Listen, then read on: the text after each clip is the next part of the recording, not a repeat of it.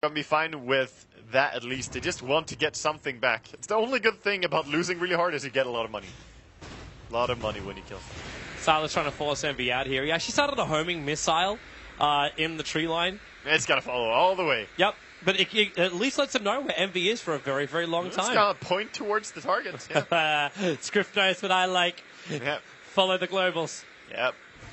Definitely. Oh, he's here. I like how he just turned so sharply like, oh, over here, boys. Okay, so let's see what LGD are trying to do right now. They have picked up an item on Shadow Fiend in terms of the Yasha. And he actually has the full Sanch Yasha on the courier. He's going to deliver that after a TP scroll. So perfect timing. Like, it's actually perfect considering he's going to need all the life points he can get up against Lina. Because it's now an Aghanim Scepter for Fader. He's not a level 3 Laguna Blade, it's just a level 2 ulti at the moment. But that's going to be where you might be able to get that quick pop and give an advantage during the fight. Yeah, definitely. It's just the fact that you can do it through spell immunity. You can do so much damage with it. You still just have to be careful about that disjoint nightmare. Yeah, of course. Like, you can't really prepare for that, though. Mamaya was just a beast in that fight, being ready for it. I mean, Shadow Fiend still died in the end, but he took a lot of resources, a lot more than was initially intended. So, Anti-Mage farmed up to 2.2k gold right now, probably going to go into Yasha after Vladimir's.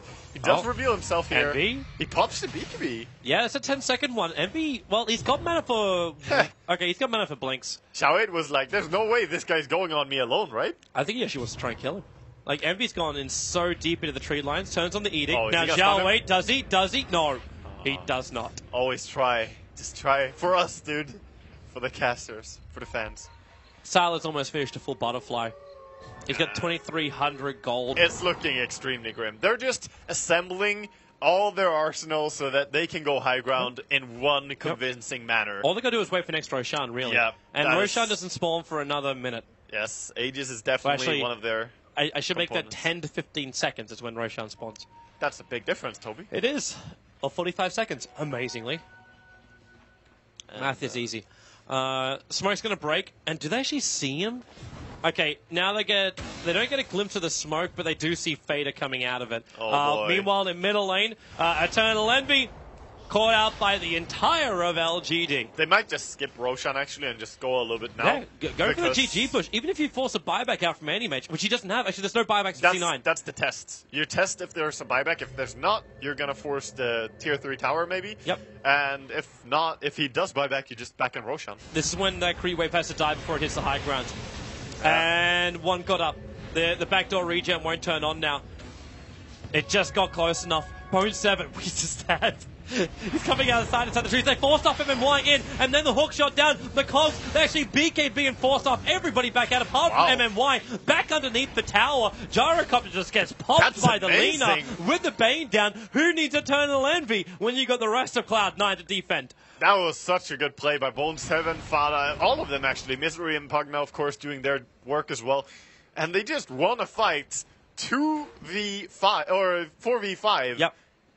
Against LGD. That was okay. And now Cloud9 have to make sure that LGD don't just slip themselves in and take Roshan. And you'd probably also think for some dire defensive wards, like this one ward they have inside the Radiant jungle is now getting dewatered by Misery. So they understand both Pugna as well as Rubik are hovering around the jungle. New meta. Only 2 Linas in 1,700 roughly games have picked up the Blade Mail. But, you know, if it works, it works. We'll see. Now he actually has some items at least with the Aghanims, 2.8k gold and Blade Mail. Some pressure on the bottom tier 1. Doesn't seem we're going to have one of those hero towers that lives still 65 minutes. They'll fortify on this Nether Blaster or else they lose the tower. Or actually, no, the tower remains alive. Misery blinks into the tree line and away to safety.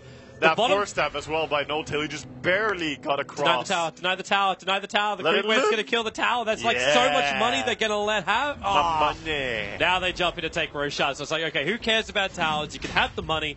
We're going to take Roshan. The creep wave is spoiling this, though. And Bone 7, like, is he going to pull a Bamboo?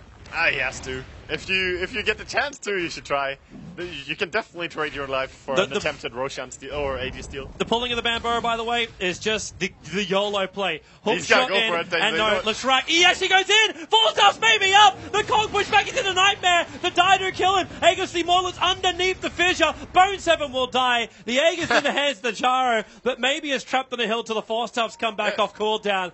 It was worth a crack.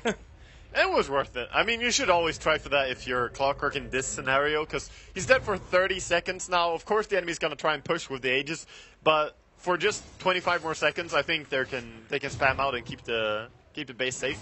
And besides, if you do manage to steal it, it's such a big impact.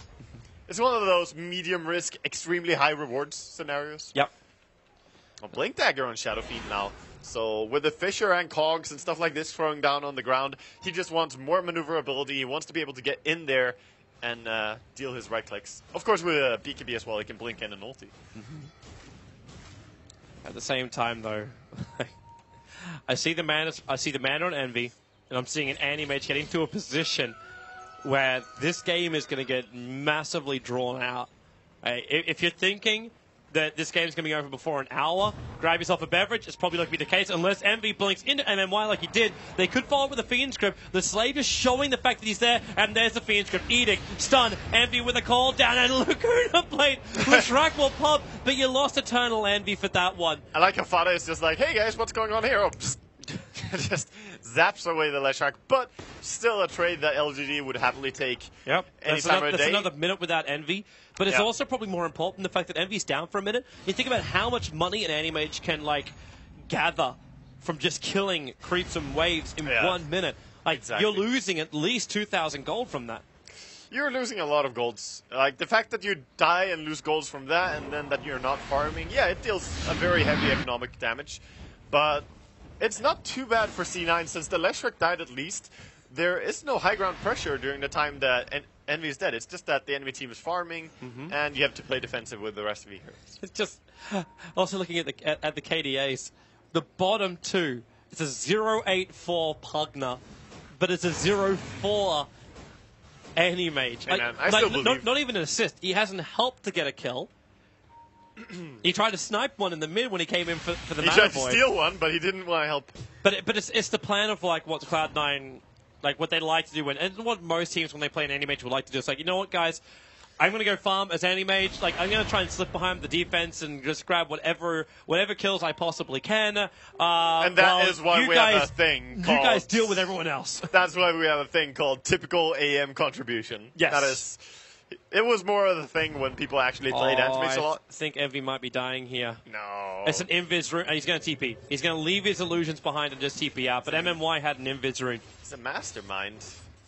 Look at that. Actually, LGD, this is one of the best positions for Cloud9. Look at the two wards, that one ward in the mid. It's just seeing the high ground nicely as well as the back part of the lane. However, they do have this little... thing called the gem coming in here. It's just going to pick off the Radiant Ward as he walks over here. So Radiant Ward is gone. No, he's not holding a gem. The gem's on the courier, they didn't bring it with him. Oh, he had the gem, but passed it back to the courier before he backed down there. He had it when it was on top lane. So they didn't lose it during the fight. It doesn't really matter because they go in maybe. A quick blink up doesn't trigger his BKB. He was trying to get the Blade Mail and the other BKBs out, or whatever they've got out of Cloud9. And now Zhao Wei backing up from these Mandra Illusions. Sylar, the hook shot comes in from Bone 7 trying to isolate him. But Sylar is still standing his ground. The Force are pushing him back over the cogs. And Nerko slam in from Yao. Envy is locked. He's going to have his 5th death of the game. Or will he? The Glimmer Cape. He blinks away. Vader is being Fiend Scripted up. He is the first casualty of war for Cloud9. While the Aegis was triggered from LGD. They keep going on the racks, but they're ready to go again. Well, are they? The Fade Bolts trying to keep the creep wave off the tower. The Nether Walls are making life easy, but Big Daddy in a nightmare of a world. Back behind. Yep, there's your buyback from the Lina. Back to the front line. Sylar with a Glimmer Cape being pushed back and forth by Cogs and Fisher. They'll see him. Where is this catch? Where is the ability to get the extra kills? Blink up from Envy. He'll send the illusions in. Misery's too far away. LGD are away from this. Oh, Toby. That's really harsh that they couldn't find anyone there as they were pulling out. So LGD actually get away after losing their Aegis, of course, but still dealing some damage, taking away the tier 3 tower and almost killing range racks, harassing the melee racks doesn't really matter. They're probably not going to be back before it's full HP again. Yep. Maybe if they regroup immediately, but it's more likely they're going to wait for the next stages. Yeah. Wait for the next big damage dealing item on Sylar too.